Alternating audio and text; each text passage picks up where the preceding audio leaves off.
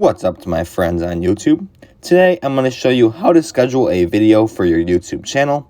Now as you can see, I am on my iPhone, but if you're on desktop or Android, it's going to be the same exact process as well. It's just a lot easier for me to record on iPhone, so I'm doing it here.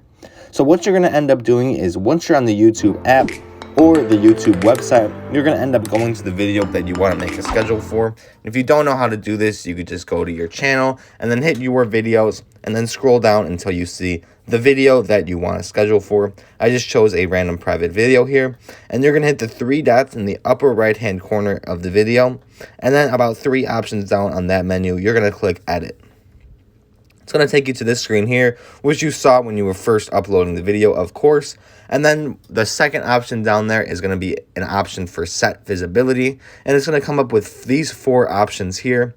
What you're going to do is hit schedule all the way at the bottom. It's kind of tucked away there. And then once you hit schedule, it's going to give you this option to set a time for what you want to schedule for, as well as the date.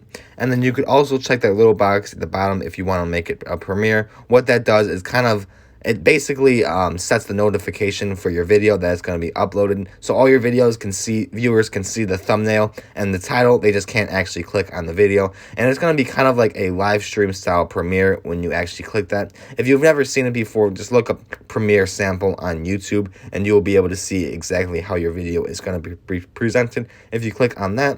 But once you have the video scheduled there's not much more you need to do. If you're on desktop, there is a save button, but on mobile, it just automatically saves for you. So you could back out of this video entirely once you are done. That's all I got for you today, though. If you were confused or you had any questions, comment down below and I'll get back to you as soon as possible. Otherwise, if you found this helpful today, like and subscribe, and thanks for watching.